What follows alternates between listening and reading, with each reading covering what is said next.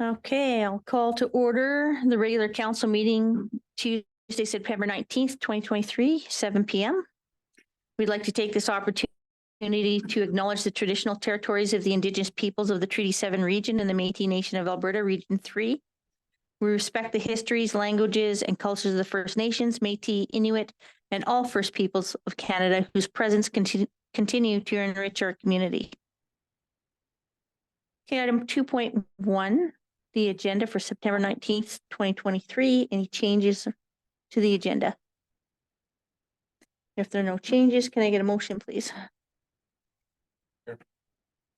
I motion that September 19th, 2023 agenda be accepted as prepared. All in favor? All right. Motion carried. Item 3.1, September 5th, 2023 regular council meeting. Any additions or changes to that? If there aren't any, can I get a motion? Through the chair, Go ahead. I'll make the motion that the September 19th minutes be accepted as presented, The September 5th. or September 5th, sorry. Thank you. All in favor? Aye. Motion carried. Item 3.2, any changes to the special council meeting? Can I get a motion, please? Through the chair, I'll make the motion that the minutes of the September 7th, 2023 special council meeting be accepted as presented. All in favor? Aye. Motion carried. Okay, on to item 4.1, delegations, RCMP quarterly update. Sergeant Greg Tulloch, come on up. Evening, everybody. Evening. Apologize, I was super distracted as I walked in. Something happening in the far southeast of the detachment area that I had a hard time not staying involved in, but If Sounds it's like- Crossfield, you can go. be in southwest. No, sounds like it's wrapped itself up anyway, so we're good now. Since the last time I was here in June, I'd say that things have been fairly normal. Obviously, coming to the council meeting in June kind of is halfway through the quarter that I'm reporting on anyway. So some of the things that I talked about at that time, when I go through the calls, kind of dealt with the stats that have been presented to you already. And if you're to look at the stats presented in this most recent quarterly report, you'd see that numbers pretty much across the board are quite a ways down, other than assaults. Of course, they're up 38%, but that's a difference of 3 instances from the year before. And if you compare it to the years before that, it's pretty much right within the deviation. And of course, when I'm talking about those things, we're not talking about stranger incidents or anything like that. Typically, family or domestic violence related, which doesn't diminish the problem, but takes it away from being the same kind of public safety issue. So when I went through calls that have come in for Crossfield between the last time I was here and now, I came up with 119 calls for the town of Crossfield. I noticed we've had several B&Es over this time period, which to me seemed like a little bit more than what I expected, I guess. Of those, 2 of them were fairly uneventful, where somebody found a way into a garage because there was an unlocked car in the driveway, and then didn't end up taking anything.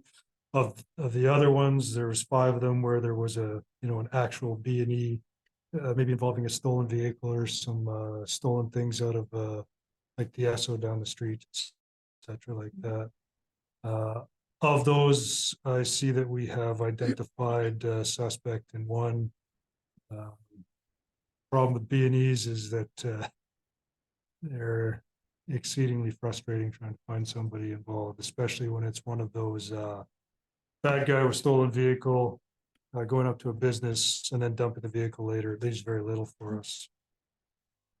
Otherwise, another thing that has kind of come up fairly recently, fair bit of car prowling, it seems like, and there's, I believe, two separate, not instances, but an individual and one that's responsible for several, and either a individual or a pair associated to a vehicle responsible for the others.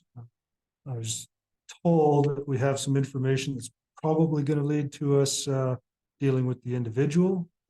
But again, the best hope with that is that we put a stop to it. May not end up with retrieving things that were taken out of cars, but more often than not, the ones that are doing those car prowling sorts of things, it's a matter of convenience because they're out looking around with nothing to do and find their way into unlocked vehicles, which takes me back to my broken record speech.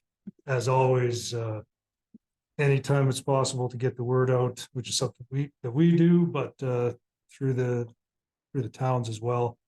Lock your doors, secure your properties, and basically just protect your stuff. And more often than not, you'll be safe. But I'm expecting some good news on that front with that one.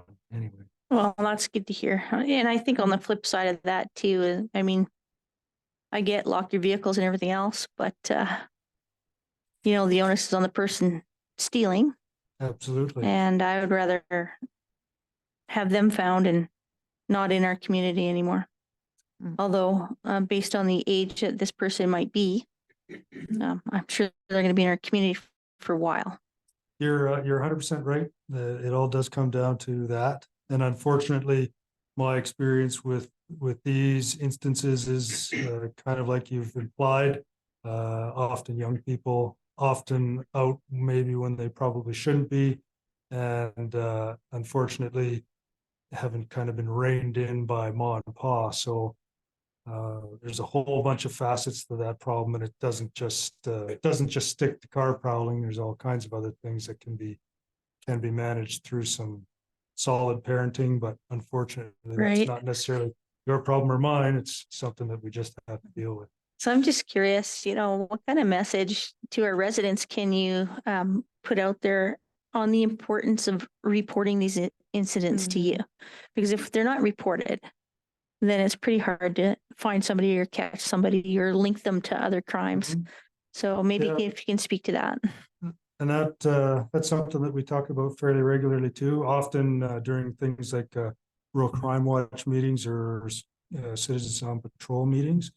But of late, there's been a couple of things that have developed where we have the RCMP app and the ability to report crimes online. Because we know that a lot of people aren't, I don't want to say unwilling, but don't feel like it's worth our time to call in and say that they saw a suspicious person at such and such a time, and probably they felt like that wasn't getting anywhere because the cop isn't able to do anything with it most of the time anyway. But given enough people seeing things and saying things, it allows to build a bit of a database, and in case there is this one person that I'm hoping that we're able to link to some of these things. If we have all of them reported and are able to link them to all of them instead of just a couple, that sends a much clearer message. So as always, to anybody that's listening or paying attention, if you see it, we'd like to hear about it. And with those new options for reporting, if you're concerned about wasting anybody's time, it's not being wasted anymore because those things are kind of being managed in a much more efficient manner. Excellent. Thank you for that. And I mean, other than that, I don't think I have anything else that's a burning issue that I need to bring forward. So anybody else that has questions or concerns. Any questions for Greg? To the chair. Yeah, go ahead. Do you typically see a spike around September, like school season, or is it mostly left back in summer when it's warmer out type thing, or is it more specific to the crime? Or what's I going would on? say that we'll see a change But a spike.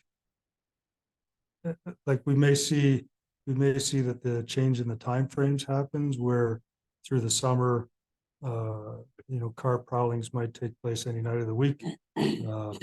When September, October hits, we might see that they're more relegated towards the weekends because obviously parents are paying more attention to kids being at home in the evenings on school nights, whereas they're a little bit more lax on the weekends. And then clearly as the winter months come in, it's colder, people start turning their vehicles on in the morning and not having the doors locked or warming up the car with the key in it, whether the doors are locked or not. That's when we always start seeing vehicles get stolen.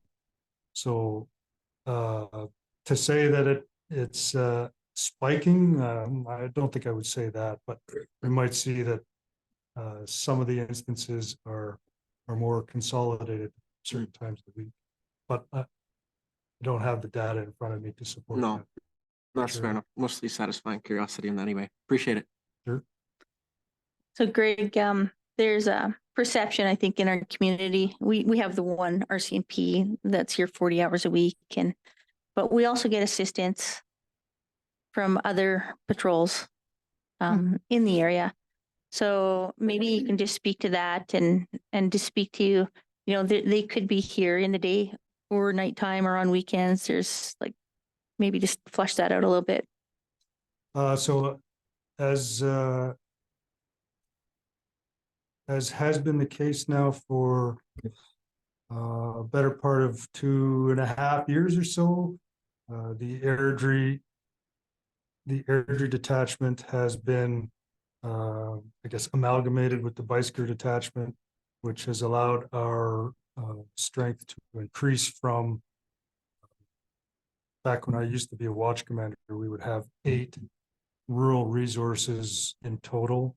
There was a period of time where we had overtime shifts. Somebody would come work periodically out in Crossfield for a night shift. All that has changed now where Airdrie Rural has increased to 12 constables. That periodic overtime night shift has turned into a full-time enhanced position, which you're mentioning. With the addition of Bicyker to our unit, that's another 4 constables, plus 2 supervisors and myself. We end up having 20 members in total that at any given time, you might see as many as 6 or 7 working and available to be here if needed. That in addition to another enhanced position that we have sponsored by Rocky View County allows us to dip into our crime reduction unit and our general investigation section. So in the event of something serious taking place, we have the access to those units as well as the Southern Alberta District teams also. But on a day-to-day basis, I would say that it's likely that you would see anywhere from 3 to 4 members as a standard working in the area and in and out of town, in addition to Constable Leaflure, who's here his 40 hours of the week. Excellent. That's great. Thank you for that. Certainly. Okay. I'm sorry. You actually can't. Yeah. It's not an open meeting like that. If you were to ask questions, you'd have to make an appointment to be on the floor. Okay. Although I don't know if you'll be here afterwards. If you haven't, yeah. Yeah. Sure. Great. Thank you. Okay. Can I get a motion, please? There's no further questions. Through the chair, Go ahead. I'll make the motion that the Airdrie RCMP quarterly update be accepted as presented. All in favor? Aye. Motion carried. Thanks, Greg. Thank you.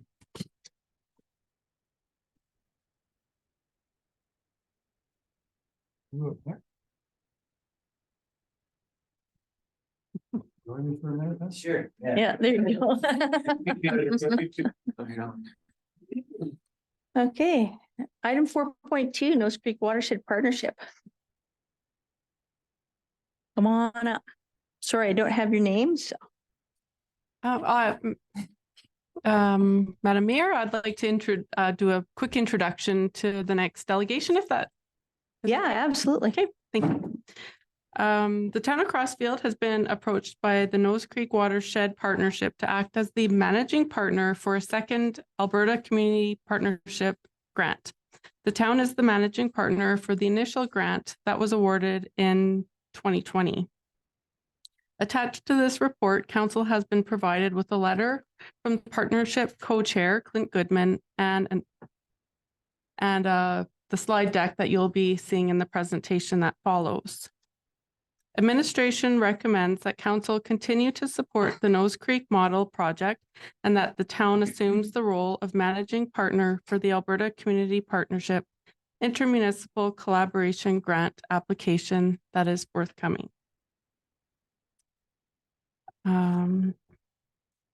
There was a recent development that isn't in this current report, but I'm happy to report that during yesterday's City of Airdrie Council meeting, the City Council unanimously passed motions supporting the involvement in the project and designation of the town of Crossfield as the managing partner for this ACP grant application.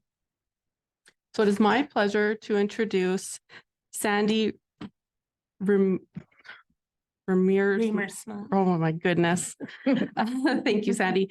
Project Manager for the Nose Creek Watershed Partnership. Sandy will provide council with a brief overview of the partnership and an update on the Nose Creek Model Project. Thanks, Amber. Welcome, Sandy.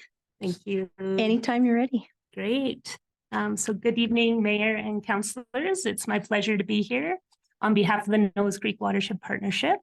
I think it's been several years since we came to the town of Crossfield for a presentation. So many of you may not know much about the Nose Creek Watershed Partnership. So I hope to provide you with a little bit of an update on the activities of the partnership, and then also to give a little bit more background on that Alberta Community Partnership Grant.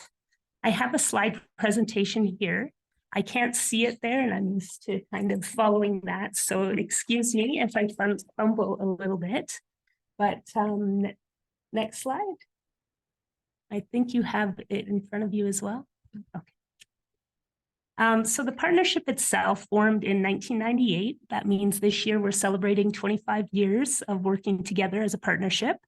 The partnership exists of the Bow River Basin Council, Calgary Airport Authority, the City of Airdrie, Rocky View County, the City of Calgary, and the town of Crossfield. Together they work to manage the watershed to the best of their ability, and they have technical support from the Alberta Environment and Protected Areas. The watershed itself is about 989 square kilometers in size. It's a really important tributary to the Bow River, but at its mouth, it's been deemed one of the poorest quality outlets to the Bow in the Greater Bow River region. So it's not really a nice designation to have, but it's not surprising given the growth and the stormwater that empties into Nose Creek. The headwaters of Nose Creek starts just north of here, town of Crossfield, and it empties into the Bow just by the Calgary Zoo. Its main tributary is West Nose Creek, and it flows into Nose Creek just by the Calgary Airport at Confluence Park. Rapid urbanization. So this is one of the biggest challenges for Nose Creek. While we promote growth and development, we also want to balance that with social and environmental goals. We know that Airdrie is one of the most rapidly growing cities right now in Alberta. It's a very popular watershed to live in. It's also becoming a transportation hub just outside of Calgary. So I know the town of Crossfield here is also experiencing lots of growth as people start now to seek smaller areas to live, which means you're under the same pressures as all other communities in this watershed. So from this fast-paced development, we see an increase in stream flows in Nose Creek. You wouldn't know it this year because it's a very dry season and It's often dry in places upstream of the city, but this increased stream flow from stormwater inputs alters the natural hydrology of the overall system. The increase in flows increases erosion and transports contaminants downstream. It covers up important spawning grounds and can increase wear and tear on equipment if you're using pumps to irrigate from the system. We've also seen a rapid loss of natural features like wetlands and riparian areas that help to support overall hydrology in the system. With this loss, we lose a lot of water storage potential, and also we lose that flow in dry years as they provide water to the system throughout seasons when it is dry. The impacts on water quality are revolve around nutrients, sediment, bacteria, lots of salts in the system, all flowing downstream. And again, this can impact on aquatic life. Well, the goal of the partnership is to protect riparian areas and manage stream flows in the watershed to mitigate the impacts of flood and drought and improve water quality for water users and aquatic life. To achieve the goal, the Nose Creek Watershed Partnership created the Nose Creek Watershed Water Management Plan in 2008, and this plan was updated in 2018. The plan itself is a guidance document and a planning tool, and it's developed and implemented collaboratively as a partnership. It establishes common goals for watershed health and recommends actions to address the issues and challenges in the watershed. In 2018, it was supported by all partners, including the town of Crossfield and also environment and protected areas. So since the formation of the partnership, there's been lots of activity. So trying to understand the dynamics of the watershed itself, report these conditions to stakeholders, and then implement management practices that can maintain watershed health. Won't go through all of these things, but next slide. So in the most recent update to the plan in 2018, there were 4 main priority recommendations that were put forward.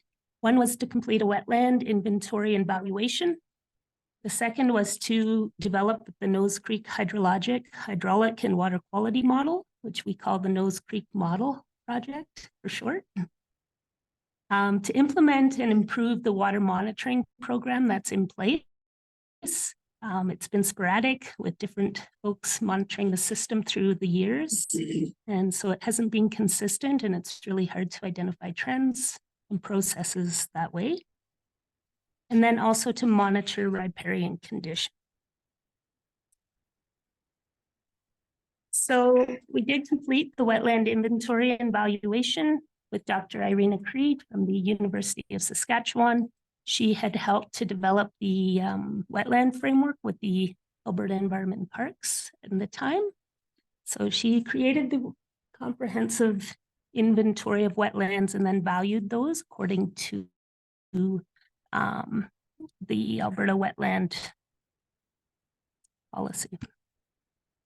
This high resolution map is available to all of you if you're interested in having that for decision making. And next slide. We completed the riparian intactness assessment, which identified riparian conditions. Riparian areas are those green ribbons along the creek that are made up of water tolerant plants. Very important to the overall system. Typically, we've been assessing condition on a little parcel by parcel basis, but we're able to evaluate the condition over the entire watershed using a GIS-based model. Again, the results of this project are available to all of you. There's a summary of the report that indicates the condition of all riparian areas in the watershed. So what's been taking up most of our time is the Nose Creek hydraulic, and water quality model. This is a watershed scale model that's intended to be a tool to support decision makers around water management and land use. We want to understand current conditions in terms of climate change, the importance of wetlands and aquifers in the system, the importance of ephemeral and intermittent water courses, So those are the ones that are temporary or that disappear in dry conditions.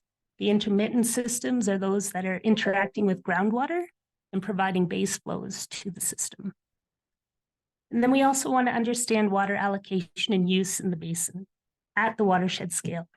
So we're used to making decisions at a parcel by parcel basis. And here we're trying to say, what's the cumulative impact on the system as a whole? So what we've been noticing as development has been occurring, groundwater is changing. It's popping up in places it hasn't been before. So that's a bit of a concern. And on the western fringe of the watershed, we call that the internal drainage area. This system stores a lot of water, and as land use changes, we're changing the permeability of the soils, creating more runoff in times of wet weather.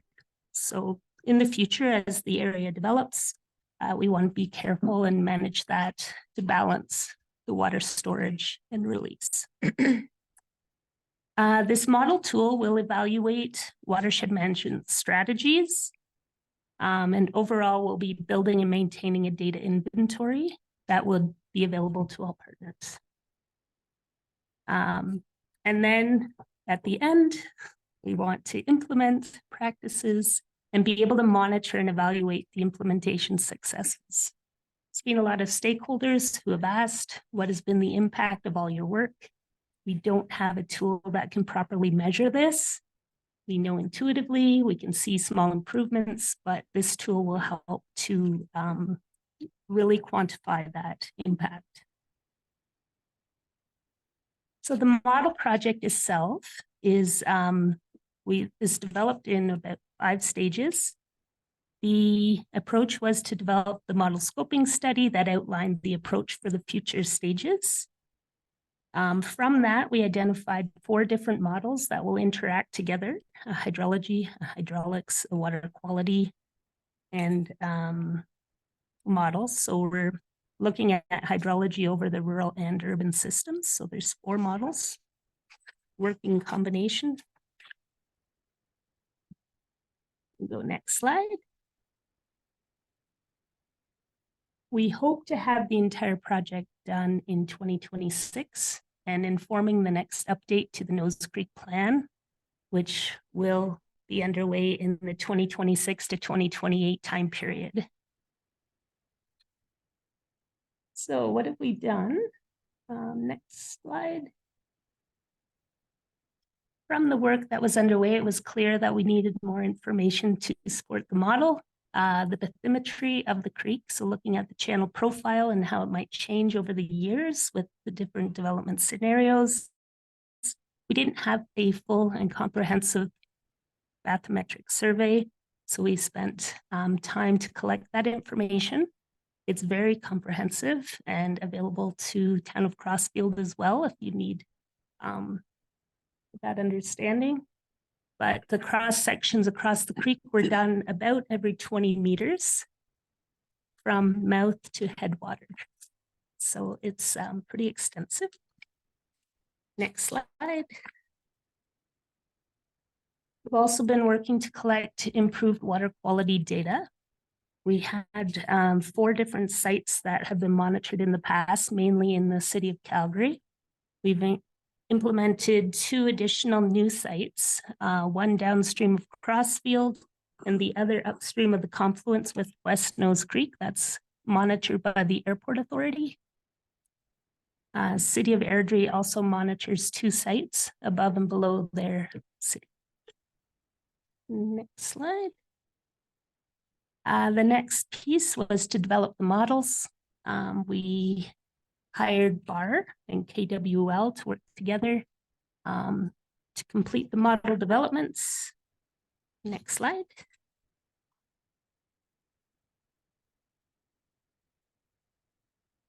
The next piece, we're going to be working into phases 3, 4, and 5. Phase 3 is the calibration of all the models. Phase 4 is the evaluation of state of the condition assessment.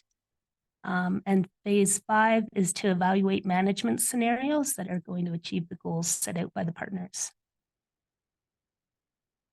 Next slide. So again, the intent of the model is a decision support tool. We don't have a current method to evaluate cumulative impacts of land use change at the watershed scale. This is a question that comes up frequently with the approvals officers at Environment and Parks, environment and protected areas. They're really starting to look at the footprint of our growing communities and asking, what is that cumulative impact? There isn't a tool to measure it. Again, we've been making decisions parcel by parcel and not looking beyond. So this will help with that. Next slide. I think we can just go to next slide, next slide.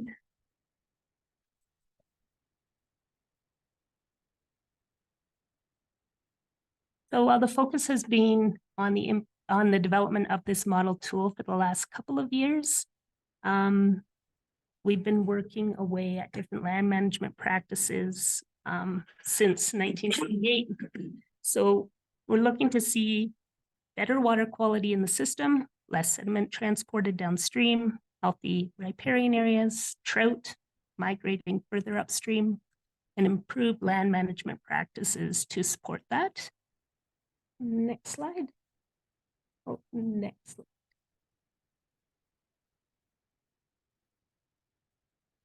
So there's lots of examples now of what has changed on the landscape. Simple mowing practices next to the creeks, stepping back from the water, use of bioengineering practices, creating re-meanders back into the creek. So where the creek's been channelized, they're starting to increase the channel distance again. We drove around Airdrie the other day, and you can see where the practices have changed from channelization and encroachment to maintaining that setback for future flood mitigation. It's really great to see. We've seen lands being cleared, steep slopes being cleared. If you drive through Airdrie now, you'll see patches of vegetation remaining on the steep slope while the construction's happening around it. All of these they're not always simple, but they're not expensive practices to implement. So it's good to see. So that brings me to the Alberta Community Partnership Intermunicipal Collaboration. The partnership is seeking support from the town of Crossfield again, and we have appreciated your support. Joe Holstein sits on our Nose Creek board, and Amber has been very helpful to the partnership as well. So this is kind of the next step in this model project. There's lots of folks anticipating its completion. We wish we started it 10 years ago, but we're moving along and everyone's part of it. So it's going as well as it can be. And the next. So again, we'd just like to request from Crossfield continued support for the partnership and also for the Nose Creek Model Project. And then ask if you would assume the role as lead partner for the ACP grant. Excellent. Thanks, Sandy. Great presentation. Any questions for Sandy? Through the chair. Thanks, Sandy, for their presentation. I've got, I don't know, maybe quite a few here. And I'll try to keep it as brief as I can. And maybe you don't know the answers to these right off the top, but so you talk about, it's the most affected watershed that flows into the Bow. What part of the watershed, because it's quite large, what is the most affected area? I guess what would be the worst part of it? Through the chair to Councillor Gustafson. It's really, I like to say it's everyone. Everyone's contributing. Where we see the poorest water quality is really at the outlets of some of the stormwater outfalls, particularly in those older neighborhoods who haven't implemented stormwater management controls. In newer communities, we see storm ponds and stormwater mitigation efforts, and things have improved in those areas. But there is multiple contributions. Can be agriculture in places, depending if there's access by livestock, water outputs.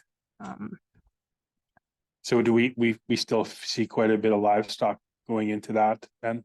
Land use is changing and the landscape of agriculture is changing. So where it was individual owners managing like moms and dads or family farms, we're seeing that change as land is developed.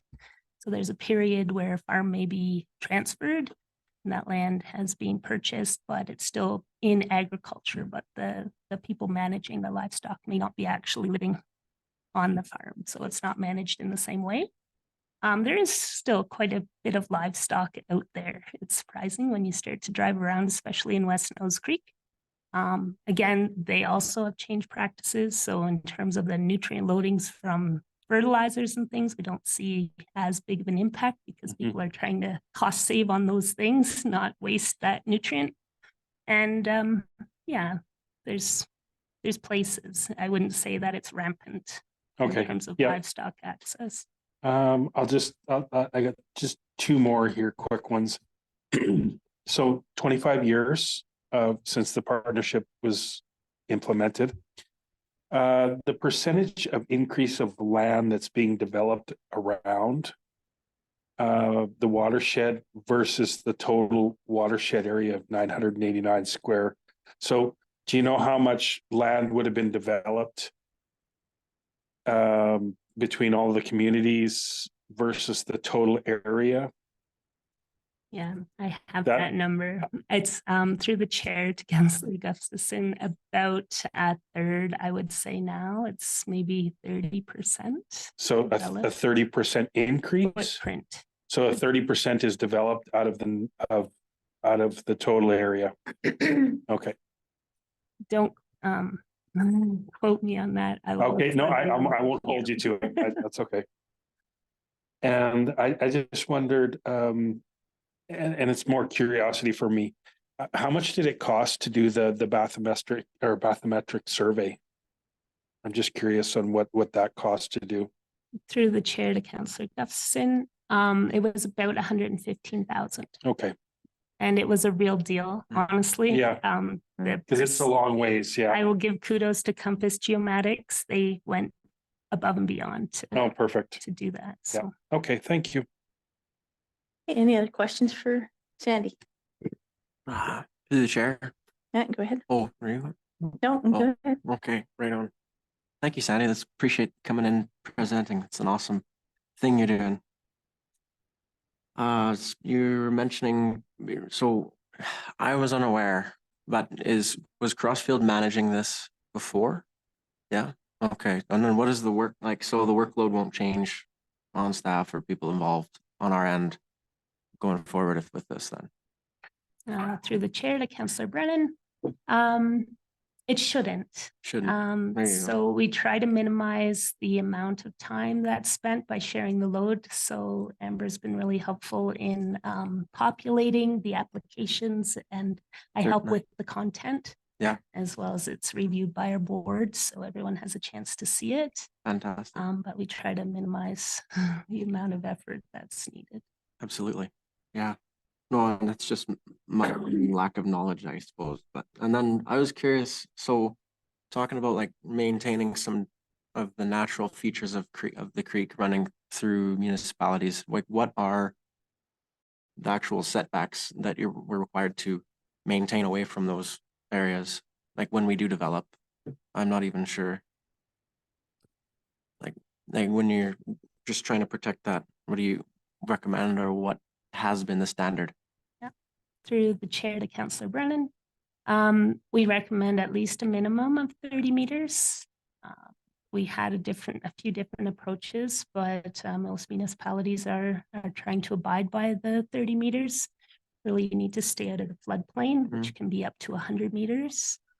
But balancing that in the future, that 100 meters might be the difference between a flooded community and not. So yeah, depending on the floodplain width, we recommend that first. And if you can't manage to the floodplain, we suggest a minimum. Perfect. Well, then it seems so picky now, but I'm just curious, is that taken from the center of the creek or the bank? Outer Bank. Okay, appreciate it. That's all. Thank you. Thank you. Anyone else? Questions? Excellent. I Really. have- Oh, go ahead. Sorry, I thought Sean had a question. Yep, stay through the chair. and you'll be good. Okay. Mm. Through the chair, I do have a question. So you mentioned Airdrie leaving vegetation while they were doing the construction.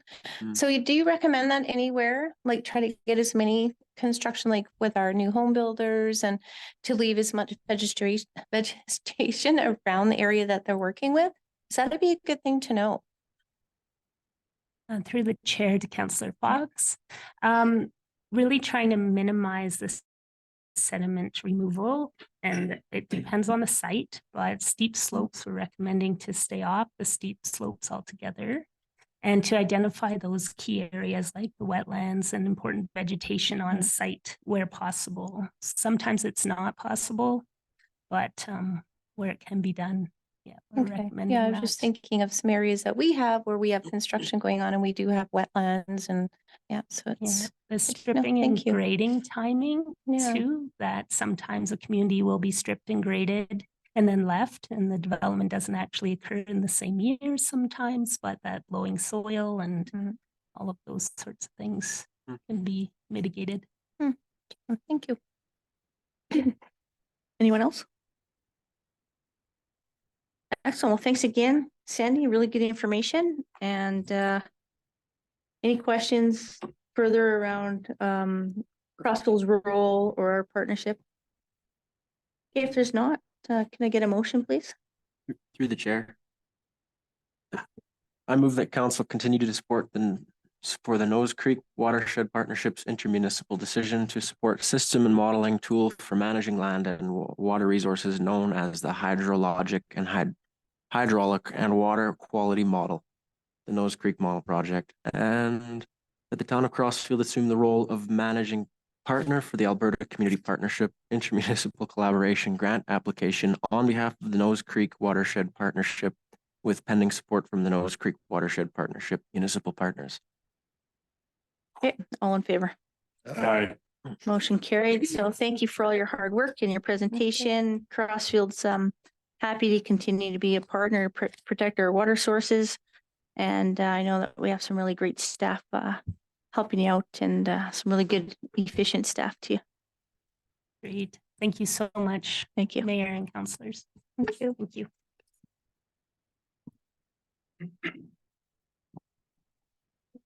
Hey, Amber, Alberta Municipalities Power and Contract Terms.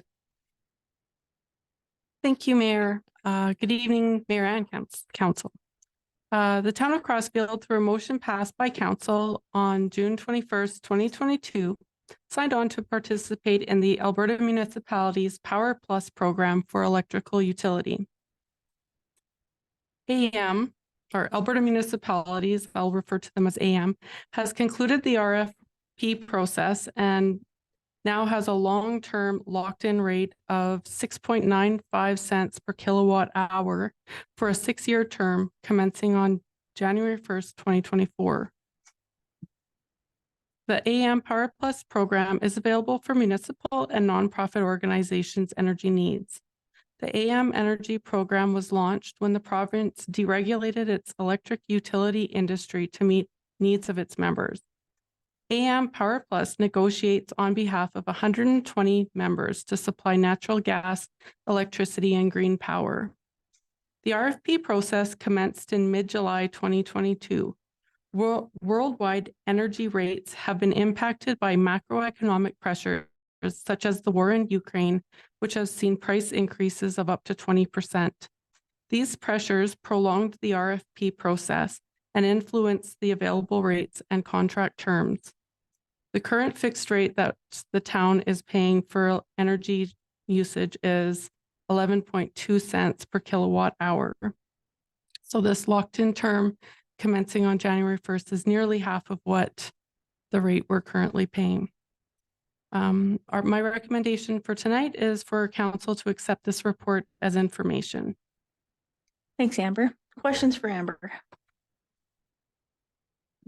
Very straightforward. No questions, Amber. So can I get a motion, please? Through the chair, I make the motion that council accept the Alberta Municipalities Power and Contract Terms Report as information. All in favor? Aye. Motion carried. Thanks, Amber. Might as well just stay in your seat there. Item 5.2, 2024 budget survey results. Great. I'll just gonna take a quick moment here to ensure that the presentation is gonna load for us. I guess I could start reading a little bit of my report. So I'm going to present some of the findings from the public budget survey that was open from July 28th to September 5th.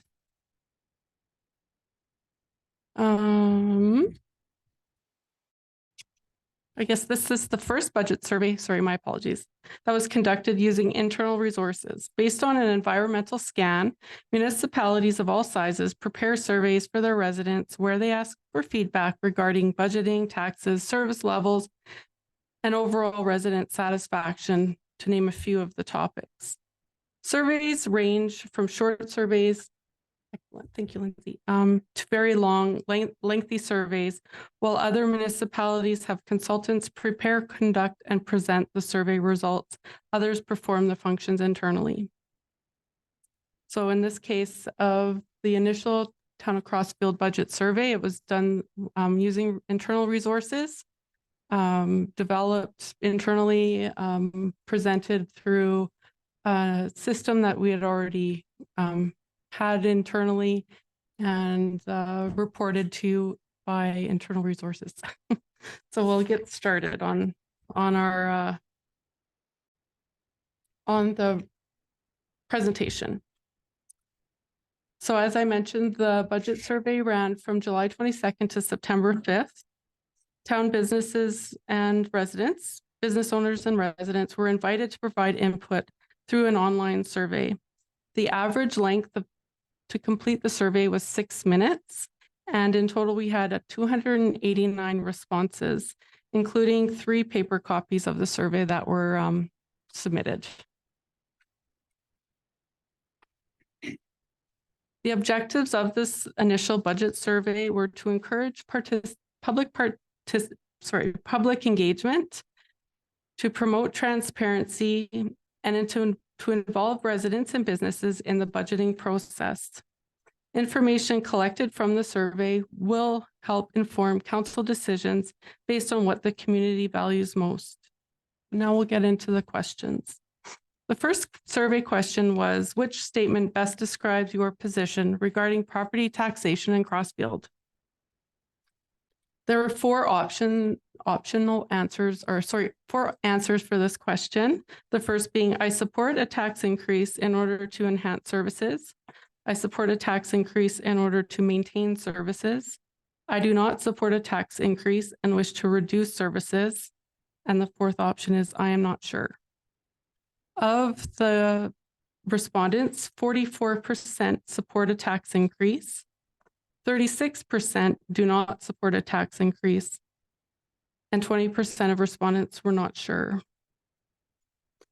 So in the case of the 2 questions that have the responses of whether or that respondents are in favor or support a tax increase, the difference in these 2 questions is that one is looking to see increase substantial enough to have what we have now, but also enhance the services we have. And the second response or second option is basically in response to economics or inflation, whereas the current services we have now cost more tomorrow than they did today to provide. So that's where a tax increase would be required to maintain the current services. The town's goods and services that we purchase are very similar to our own personal household expenses, whereas we're also faced by the pressures of inflation. Question 2, based on what's in, oh, I should stop for one moment. If you have questions throughout the presentation, I think it would be best just to ask them well, however you see fit, whether it's while I'm presenting or at the end. Okay. Sounds good. Thank you. Question 2, based on what's important to you, how should the town prioritize its spending in the upcoming budget? So the top 3 most important to our respondents were community safety. This includes municipal enforcement, fire services, RCMP, and emergency management. Second was roads and sidewalks, including snow and ice control, road maintenance, and signage. And third is community services, including events, facilities, library, programming for children, youth, and seniors. The fourth was parks and open spaces, followed by water and wastewater, and waste and recycling.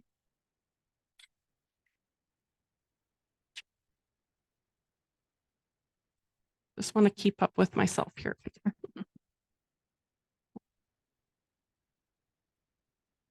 Question 3 asked about current satisfaction levels. Would you say that you are generally satisfied or dissatisfied with the overall quality of services provided to residents and businesses in the town of Crossfield? 47% of respondents were satisfied or very satisfied. 23% were dissatisfied or very dissatisfied, and 30% were neutral. So I thought that a great takeaway from this question was that twice as many respondents were satisfied than those that were dissatisfied. Just a question on that. Did we also ask why they were not satisfied? No. Maybe something that we can ask next time. Absolutely. I should stop at this point and mention the initial survey was quite brief in length and in time to complete. And some municipalities have quite a lengthy survey. It's definitely something that we can continue as we introduce further engagement opportunities to ask more questions and dive deeper into areas where we'd like to retrieve more information. Yeah, you bet. It'll be a good baseline for us Absolutely. for sure. Yeah. But if we don't know what they're not satisfied with, then we can't really fix it. Yeah, absolutely. I think it would be great to, over time, dig deeper and ask more probing questions. Absolutely. Excellent. Question 4 was our first open-ended response question. So in total, we had 201 comments. Of the 289 respondents, there was 201 comments. There were 71 common issues, trends, or services identified, and a total of 379 mentions of those issues, trends, or services.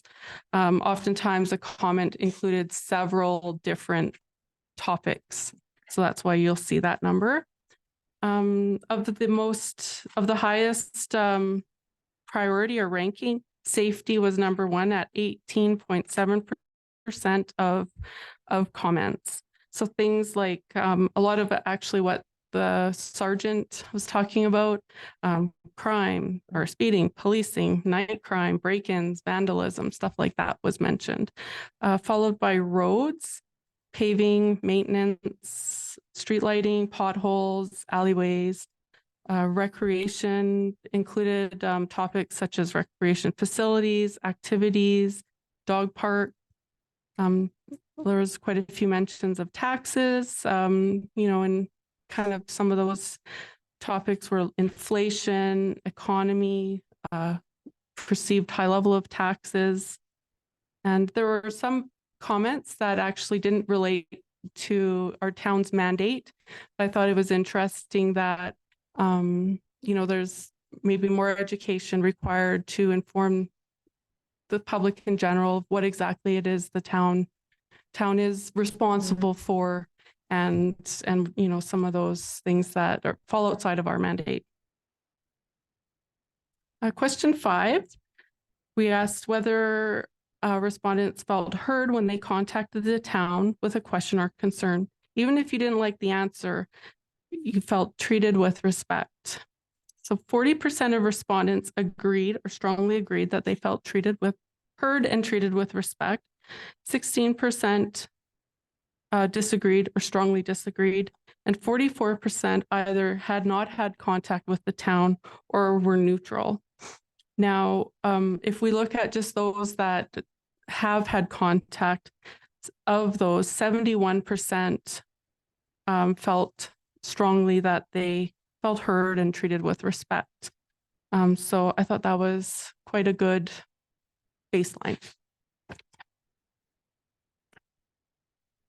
Question 6 was, council has identified 5 priorities to guide the development of the town. Rank the following priorities from 1 to 5. So the top 3 priorities, strategic priorities, were town infrastructure, community or sustainable community growth, parks, recreation, and beautification.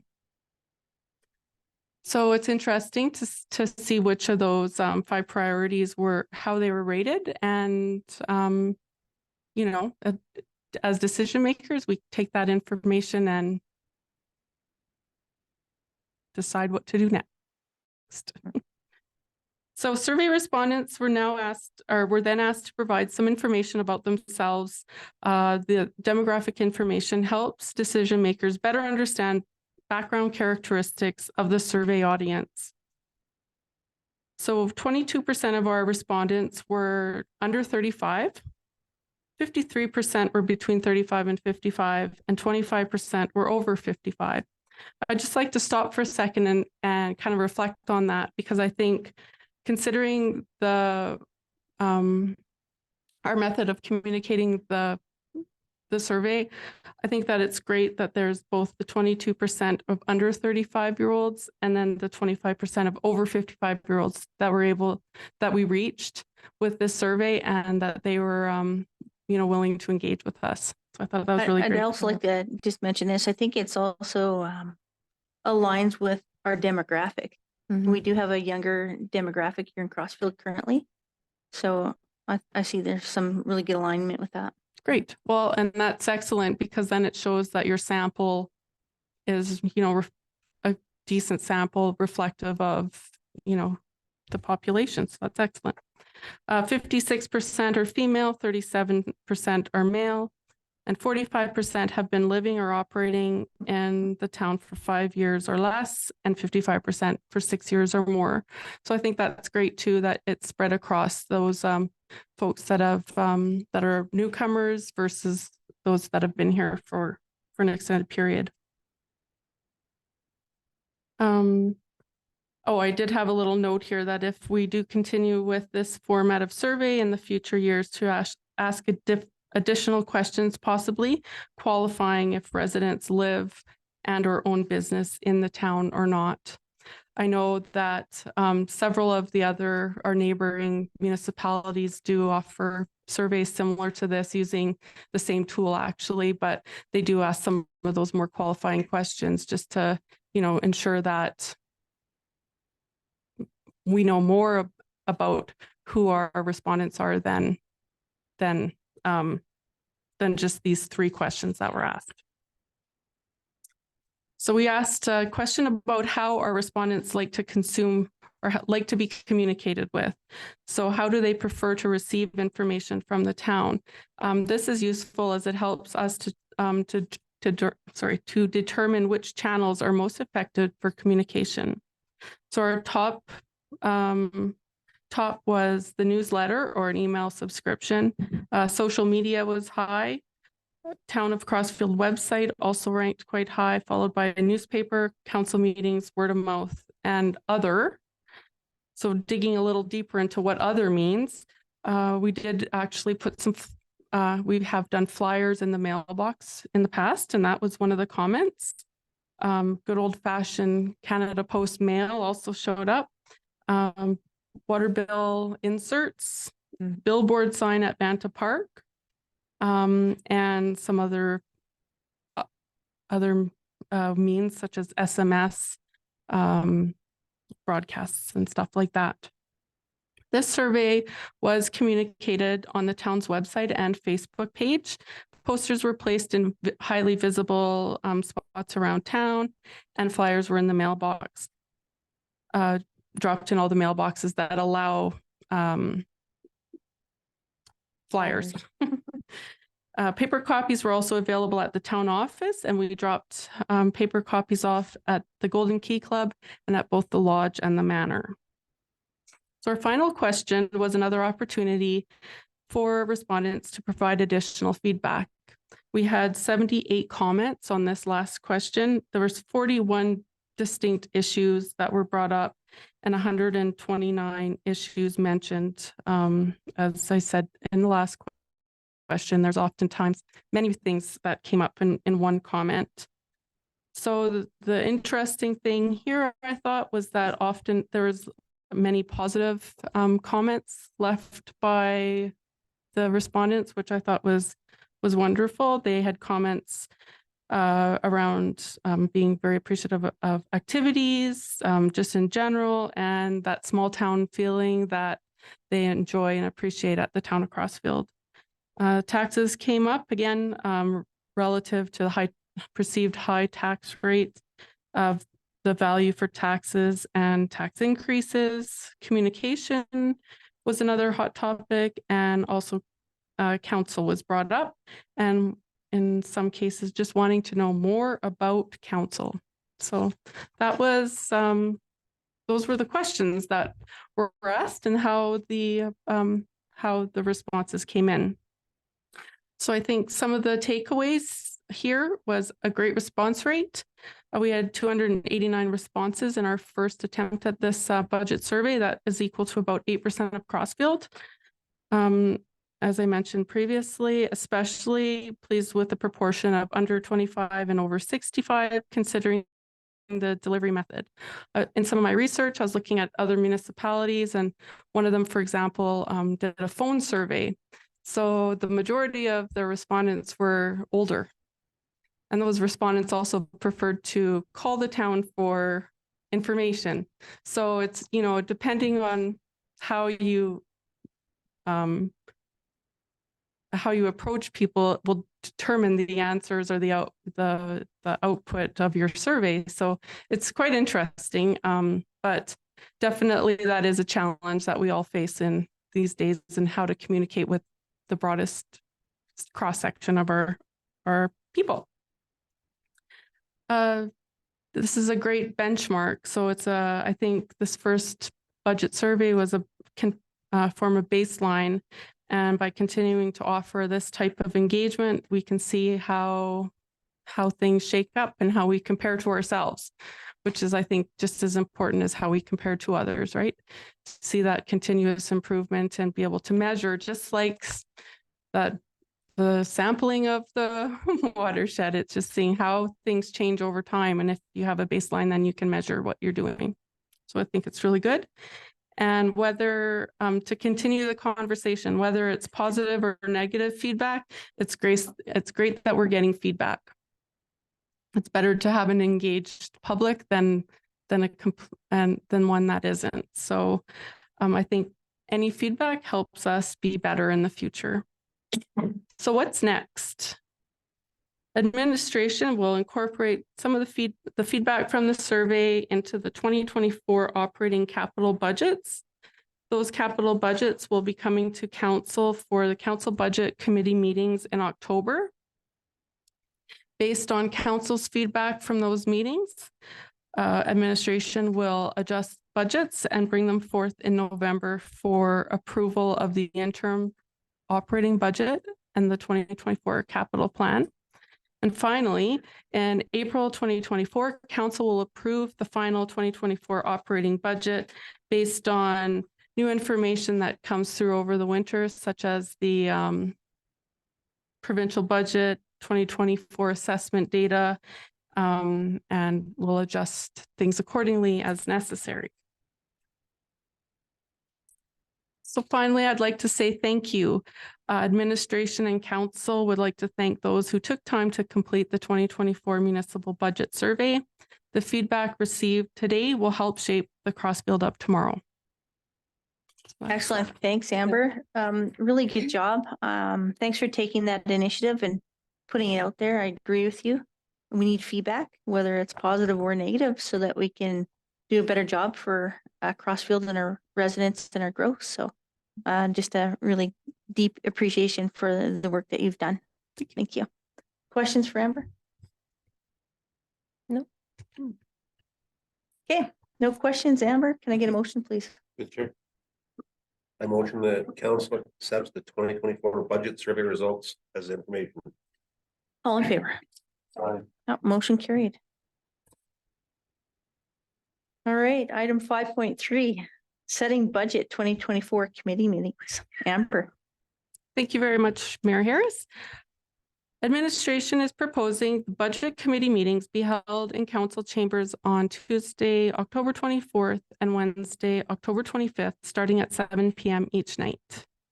Council accepted the 2024 budget timeline back in July. However, at the time, the dates for the budget committee meetings had not been set. Administration is recommending that the 2024 budget deliberations occur over 2 evening meetings, in which the first meeting will cover operating expenditures and the second will focus on the capital plan. During these meetings, council can provide their feedback and request changes to proposed budgets based on the strategic direction and feedback from residents and business owners. And I just included a copy of the previously approved timeline. And my recommendation is for council to pass a motion to set the budget committee meetings held on October 24th and October 25th in council chambers, starting both nights at 7 p.m. Great, thanks. Amber, questions for Amber on that? Just make sure a calendar invite is sent out to all of council. That kind of keeps us on track. Thanks. Okay. Okay, can I get a motion, please? Through the chair. Go ahead.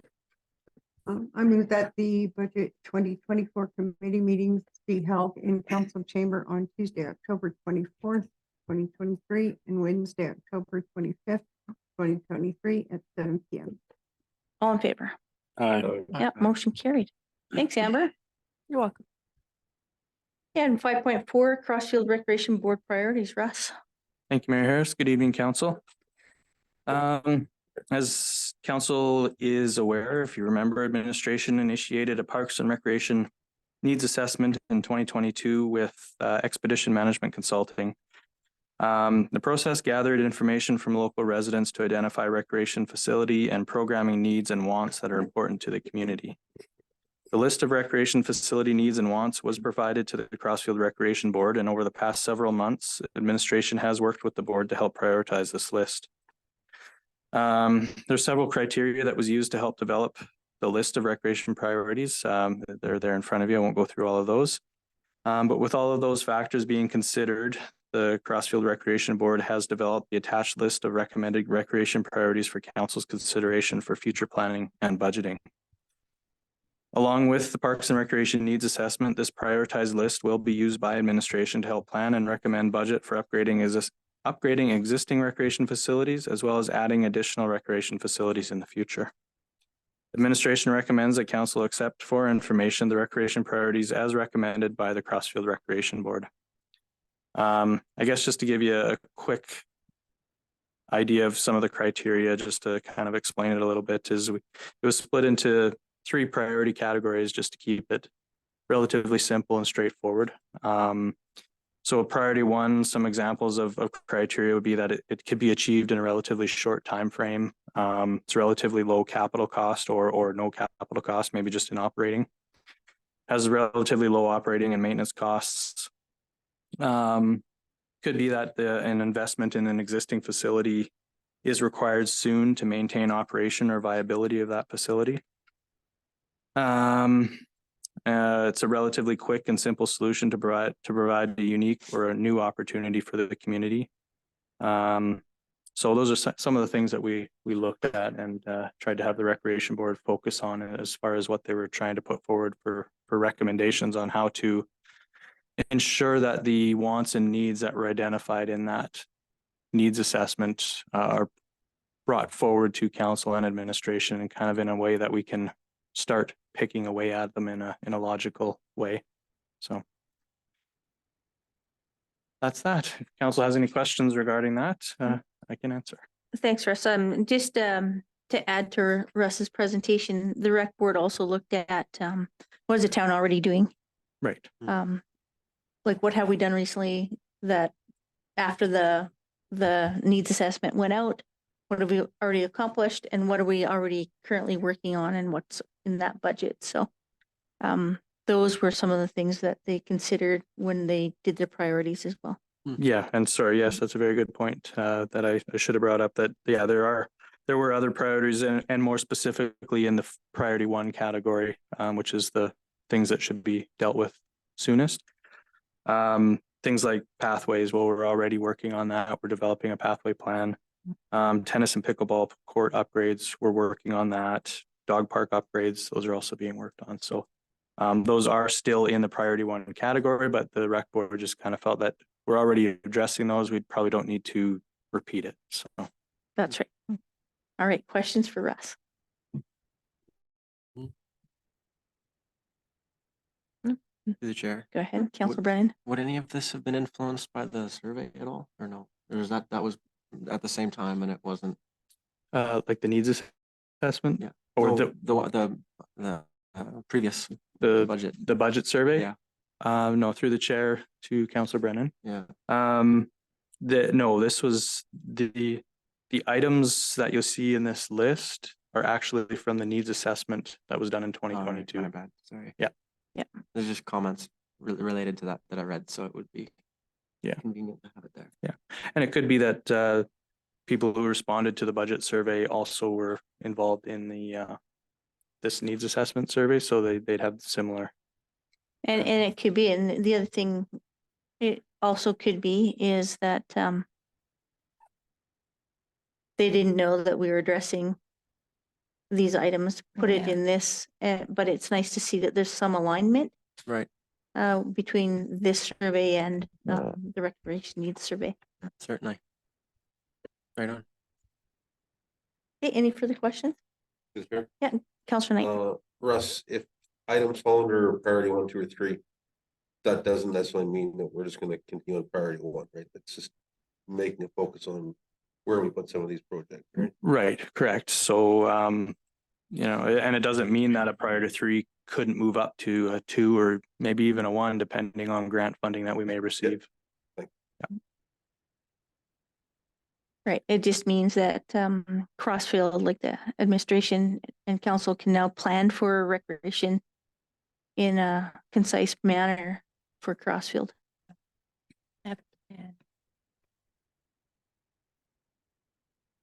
Okay, any other questions? Good job, Russ. Thank you. It's nice to have that one. Yes, it's nice. In to the have that books. done. Absolutely. Yeah. All right, can I get a motion, please? Your chair, Go ahead. I'll make the motion that council accept recreation priorities as recommended by Crossfield Recreation Board for information. All in favor? Aye. Yeah, motion carried. Okay, item 5.5, setting council's 2023 organizational meeting date.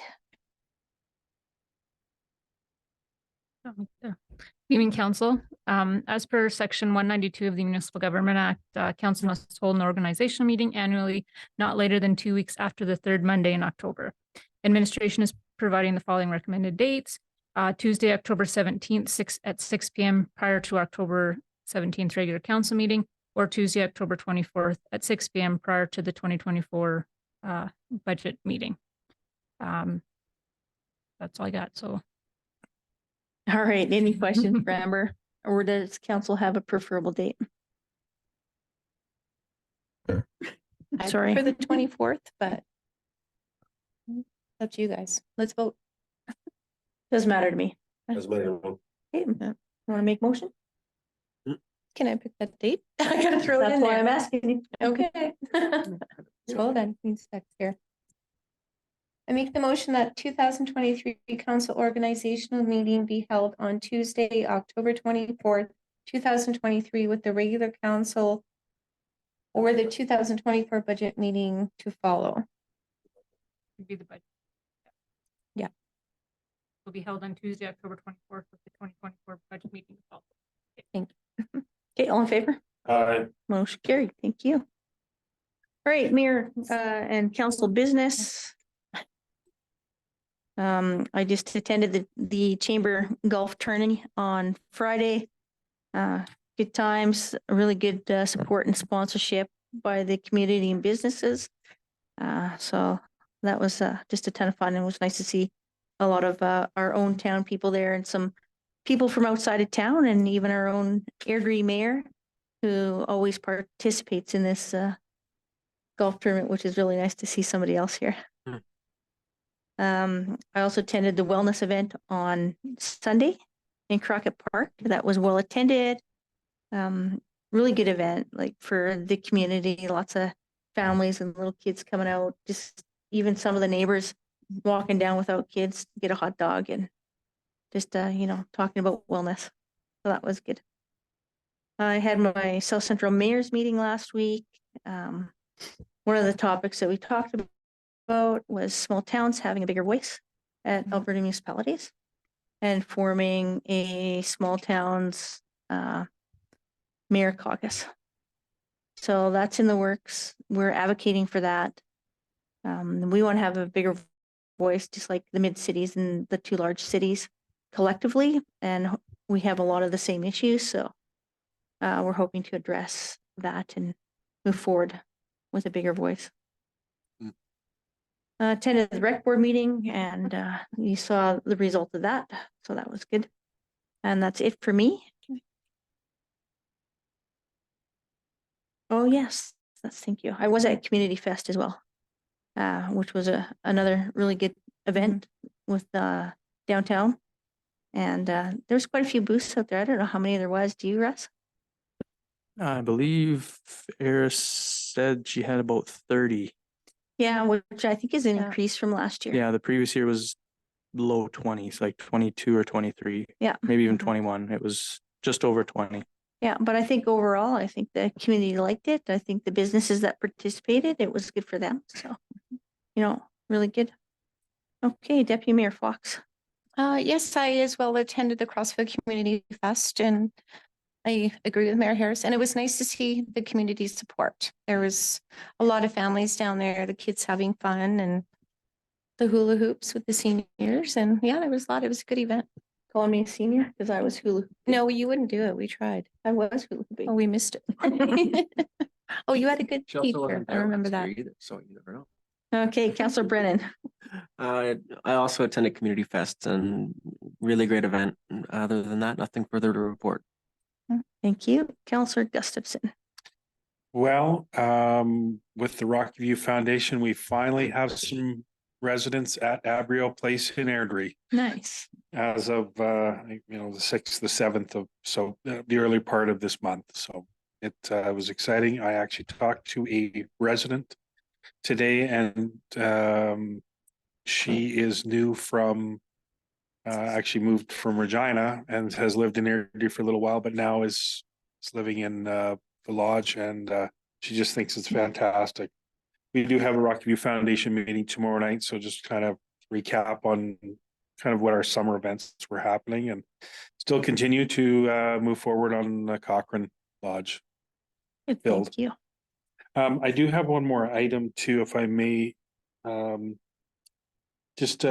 been asked by quite a few residents about some of the just the agenda and way we have it set up currently and prior to the pandemic that we always had gallery questions after. And I think that I'd like to bring that up at our either the organizational meeting or further discussions that we have I going think that forward. this is something that I wanted to involve the new CEO in. Yes. So if we can wait for that and then revise how they would like to see the agenda as well. Yeah, absolutely. Is that okay with you? Absolutely. Just I've been getting a lot of questions from some our residents about that. Okay. Anything else? Nope, that's all. Okay, Thank great. you. Thank you. Councillor Knight. We held a water commission meeting our month on September 13th at the commission plant out by Innisfil. We are starting the conversation topic about budget and pricing for the water. Also reviewing estimations of each town. So I do believe our town signed the agreement. They could actually, each town was sent out a new water that's completed. And we're just on the path of just doing metrics and price building for 2024. So Thank you. Counselor Lambert. I attended MPC meeting on September 8th where we approved the applicants for 2 new businesses in the industrial area. Thank you. Counselor Vang.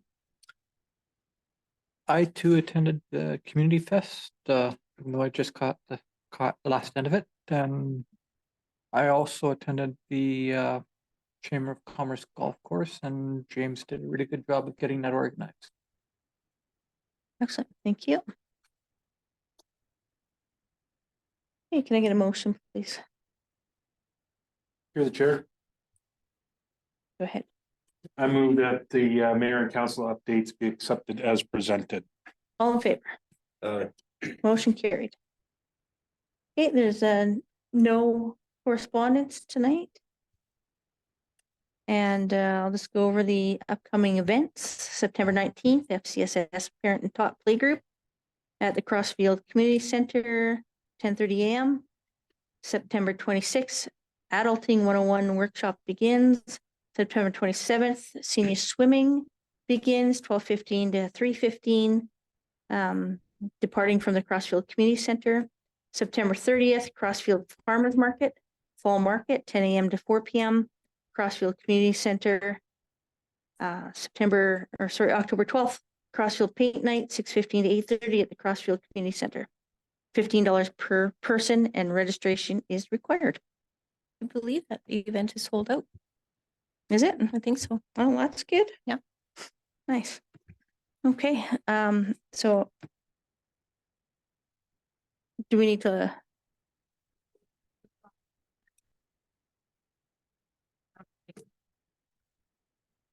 Okay. Can I get a motion to go in camera, please? the chair. Yeah, go ahead. I'm hoping we enter into. What? Motion we enter into. Close. Close that. Any camera session. Yeah, closed or in camera, it doesn't matter. Pretty bad.